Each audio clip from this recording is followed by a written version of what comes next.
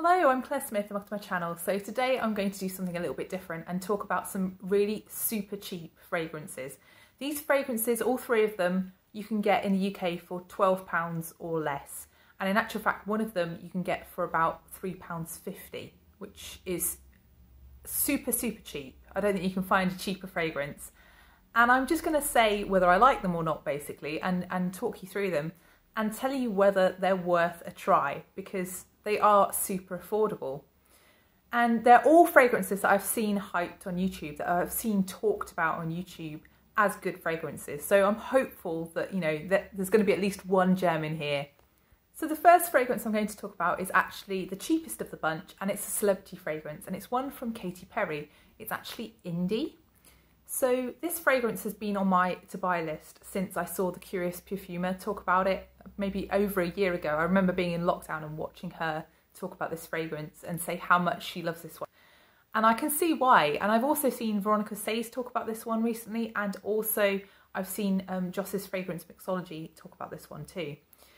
This is such a beautiful fragrance for such little money. I'm absolutely astounded by how nice this is. So this fragrance to me is a milky skin-like sandalwood musk fragrance.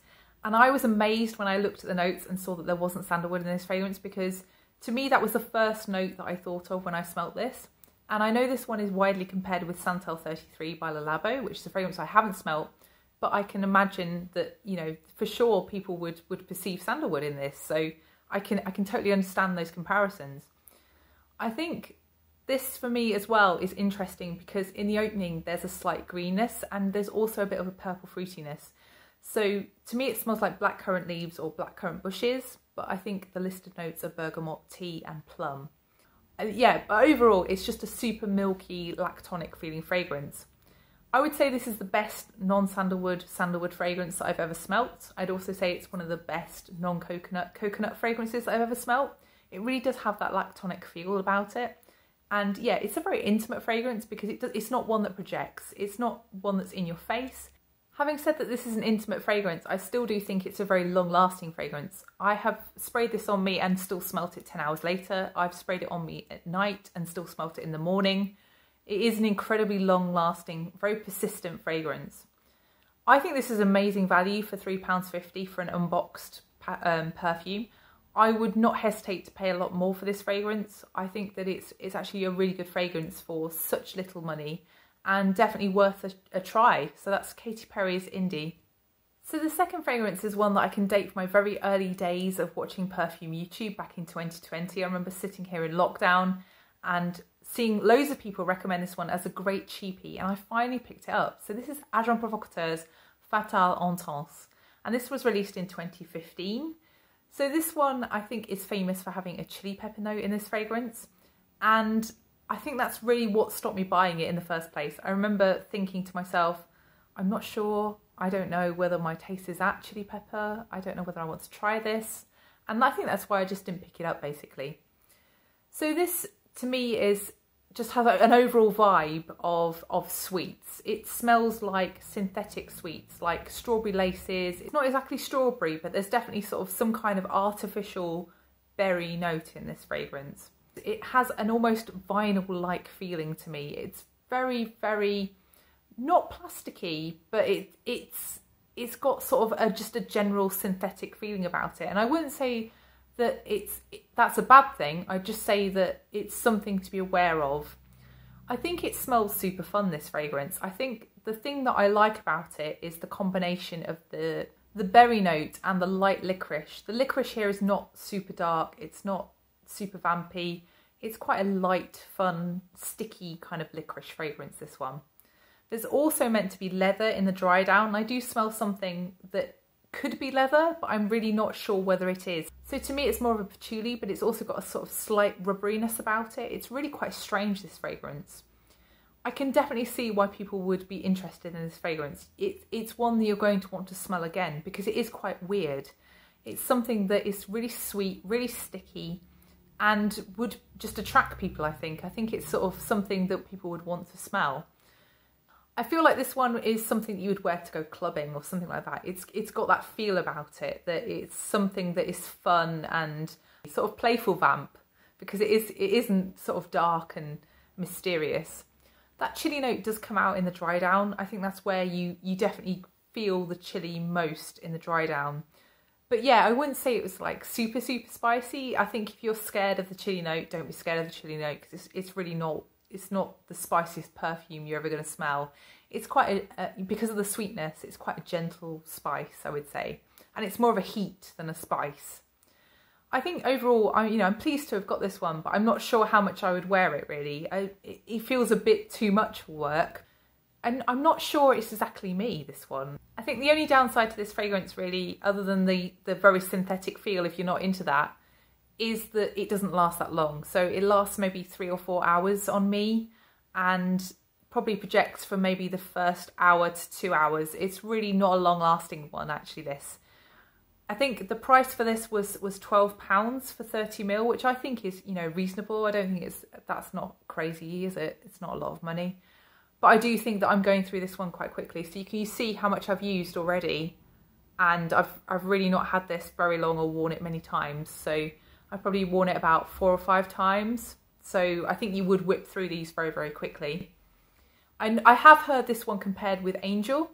And I do own Angel. But I would say that these two are really quite different fragrances. And I think if you hate Angel, you probably still will hate this, because even though patchouli's not listed, I do perceive patchouli in this fragrance. But I would say that these two for me are very different as someone who likes Angel.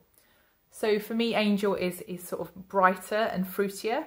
It's got that pineapple and the bergamot, whereas this has that kind of very synthetic berry note. Angel also, for me, is obviously a lot more patchouli than this one.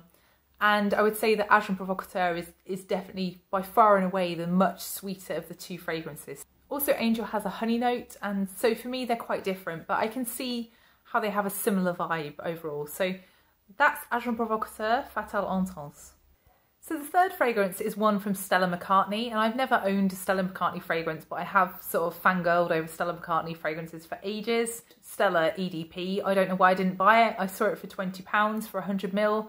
Was I mad? I think I was pretty mad to leave that one. I was in a rush, and I will forever kick myself for not picking that up, because that is now going for hundreds of pounds, and it is literally the one I think about. That is my lost love, the one I never had. So the first Stella fragrance that I'm actually going to manage to own is Stella Bluebell Pop. So this fragrance came out in 2017, and this one I think is vegan. I think if you are vegan and cruelty free, I don't think Stella McCartney sells in China, so I think you're safe with this brand. So this one again is pretty light. This is not a strong fragrance in the slightest, and I would say actually it does last a long time on skin, but it's not something that is projecting. It's definitely more of a skin scent, but it is really quite strong when you get up to it. I was wanting this one because I tried it back in January in store, and I just thought it was super pretty. It's a really girly fragrance. It's a really spring-like fragrance. It's really time appropriate for right now. And I thought I would pick it up and try it. I've seen so many people declutter Pop, but not so many people declutter Pop Bluebell. So I thought it was on pretty safe ground with this one. But yeah, it is super light. So it is one you have to overspray. And I have been overspraying it by spraying it in my hair, which is probably not advisable. So first of all, the packaging. It's rubbish, basically. This sprayer is probably the worst I've ever experienced, but if you can get over that, it is quite a nice bottle. So this fragrance does have quite distinct stages, but they do transition into each other quite quickly. So the first stage is an aquatic stage, and it then transitions into a mandarin kind of citrus smell. It then moves on to almost like a fruity squash, which I think is probably the frangipani. It then gets a little bit greener. You get more of the violet leaf. And then as it dries down, you get more of the tuberose, but the frangipani stays. And then there's also a bit of a powdery musk about it. I think the dry down stage is meant to be the bit that is the Bluebell. The Bluebell to me is pretty close, but it's not quite there. To me, this smells a little bit almost like a hyacinth. And I feel like that's how Bluebells smell to me. They smell like a greener, more fleshy, more watery, but sweeter hyacinth. And this perfume is quite close, but not quite there. I think this perfume is just super pretty. There's no other word for this perfume. And I would say that it's not something that if you want a perfume that's going to really project, this perfume is not the one for you. It lasts a long time on skin, and if you spray it on clothes, you can really, really smell it. But if you just spray it on your skin, you are not going to get this smelt by anybody. No one is going to notice you're wearing this.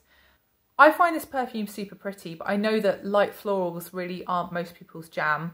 And I also know that they're just not popular because they're not screechy and they're not shouting, and that's just not what sells, is it? This is quite an interesting fragrance, and is something that has a bit of a story about it with all those transitions.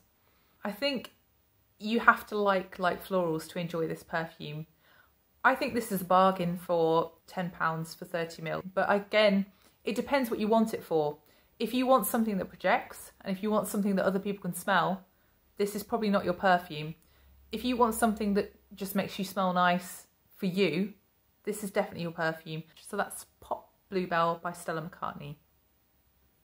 So please let me know which of these fragrances you've tried and what you think of them.